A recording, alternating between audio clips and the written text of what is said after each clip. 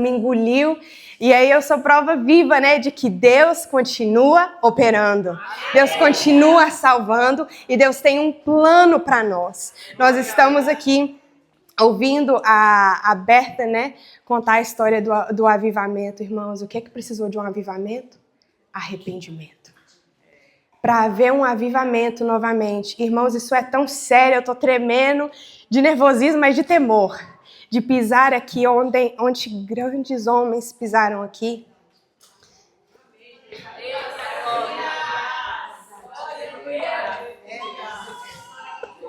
Irmãos, isso não é nosso. Não é merecimento. A gente não ganhou status para estar aqui. A gente não merece estar aqui. Eu falo, Senhor, que eu desapareça. A gente olha para Paulo, o apóstolo Paulo, um grandíssimo homem. E a gente vê que ele começa, eu até anotei que eu achei tão interessante. Ele começa em Gálatas 1:1, ele fala, Paulo, o apóstolo dos apóstolos. Depois ele vai para 1 Coríntios 15:9 e ele diz, porque eu sou o menor dos apóstolos. Depois ele vai para Éfesos 3:8 e ele fala, a mim, o menor dos santos. E depois ele termina e ele fala, em 1 Timóteo 15, que eu sou um dos principais pecadores. A gente vê, irmãos, que quando a gente chega perto de Deus, a gente vai vendo tanto que a gente é pequeno, sujo, imundo. A gente não merece estar aqui. Não é merecimento, é graça. É graça, favor imerecido de Deus. Isso daqui não são obras que me trouxe aqui. Não foram obras que compraram esse lugar no ministério que a minha mãe tem. Não é obras, é busca. Não é sobre nós. É porque o Senhor, Ele quer fazer. E Ele usa quem está disponível. Ele quer fazer, Ele quer dar. Mas será se nós temos para receber?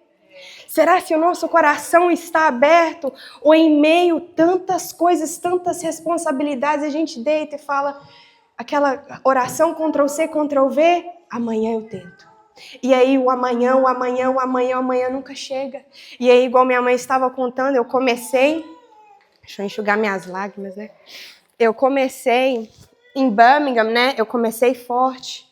Mas aí as orações vão perdendo, vão diminuindo em quantidade, nem tempo. Começa 1 hora, 45, meia hora, 20, 15, 10, 5, 0. Acabou.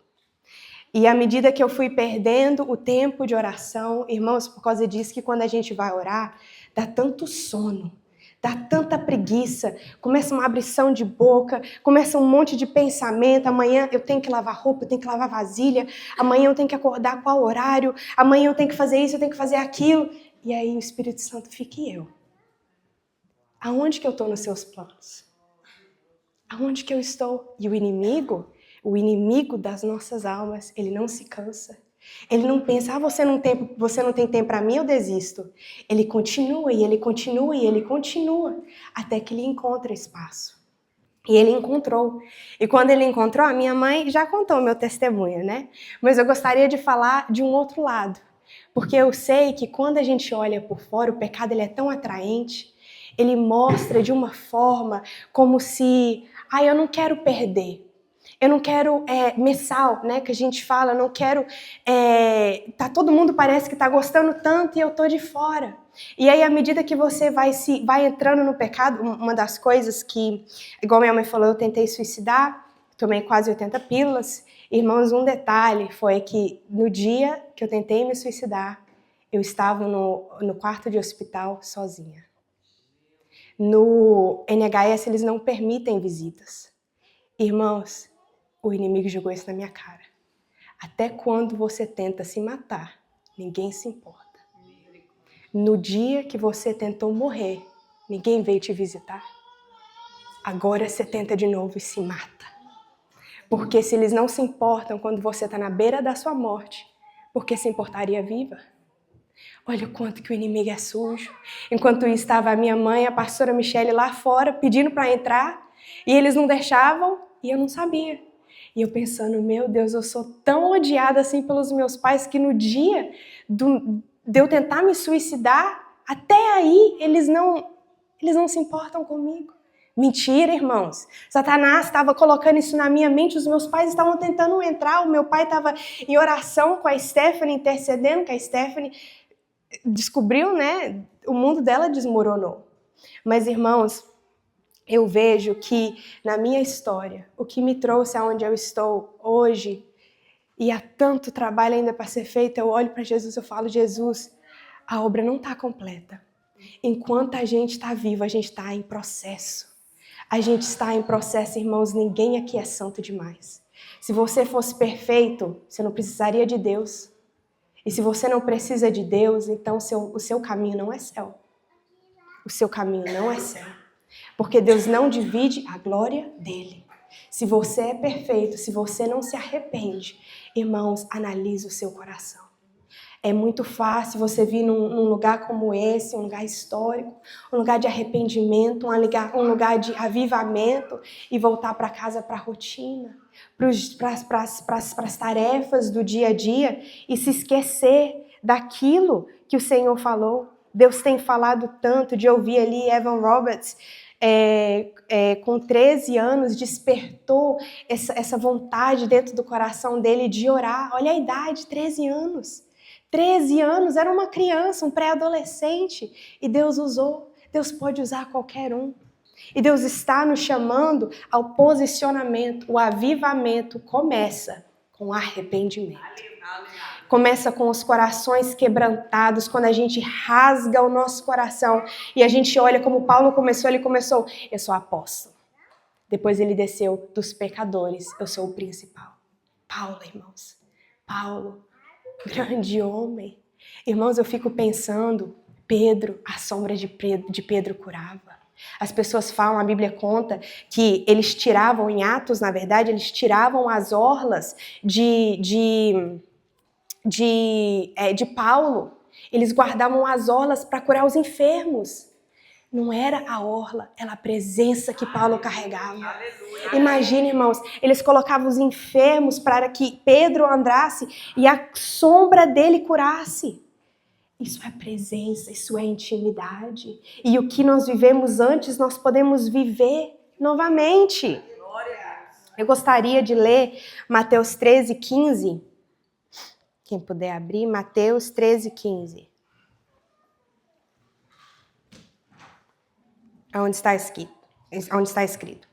Porque o coração deste povo está endurecido, e ouviram de mau grado com seus ouvidos, e fecharam seus olhos. Porque o coração deste povo está endurecido, e ouviram de mau grado com seus ouvidos, e fecharam seus olhos. Também gostaria de ler Isaías 6, dos versículos 9 ao 10. Porque no capítulo de Mateus 13:15, Jesus estava citando Isaías 6:9. Onde está escrito: Então disse ele, vai e dize a este povo, ouvis de fato e não entendeis, e vedes em verdade, mas não percebeis.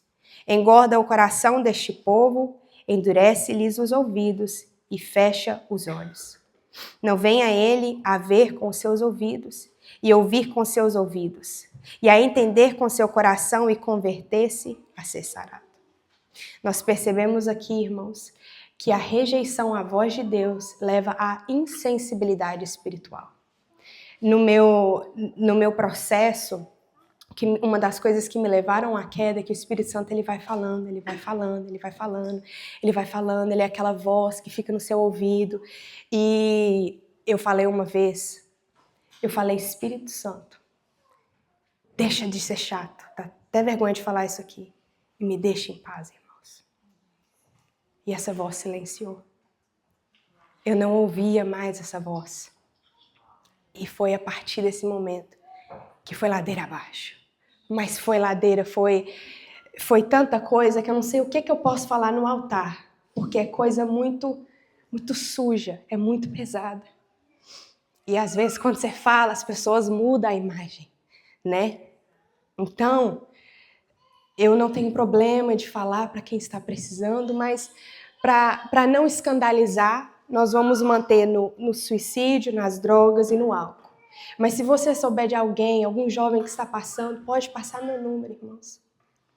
Eu tenho uma pessoa que, ela me falou, Karen, a parente tentou suicídio. Eu liguei para ela e falei, eu não te conheço, não sei a sua história. Mas o que eu sei é que eu passei por isso. E eu sei que esse buraco, ele é sozinho. Esse buraco, ele é fundo. Esse buraco dói. Mas eu também sei que eu saí desse buraco. Que Jesus me tirou. E desse buraco você vai sair também. À medida que eu estava falando, ela desliga o telefone. Desligou. Na metade, eu não consegui nem completar. Peguei, corri pro WhatsApp, mandei um áudio para ela. Falei, você não me deve nada. Não me deve satisfação. Não precisa me responder. Mas eu vou continuar orando por você. Porque você vai sair dessa. O deserto não é lugar de morada, o deserto é lugar de passagem. Você está gerando testemunho, testemunho dói.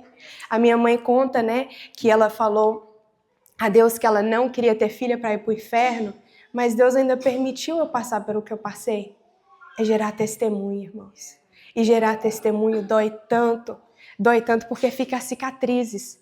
Eu nunca mais vou ser quem eu era. E esse também é uma das consequências do pecado. A gente tem que tomar cuidado, que a gente fica, mas depois eu me arrependo. Mas você pode se arrepender, se Deus permitir, que ele não volte antes, mas fica cicatrizes, irmãos. Fica cicatrizes e às vezes as cicatrizes vai ser usadas para curar outras pessoas. E glória a Deus por isso. Mas a gente tem que tomar cuidado porque às vezes a gente vai se perdendo no meio do caminho para voltar. A Second Mom está aqui comigo. A Second Mom, a pastora Michelle. Eu sou muito grata. Ela falava, filha, eu não te reconheço. Filha, eu não sei quem você é.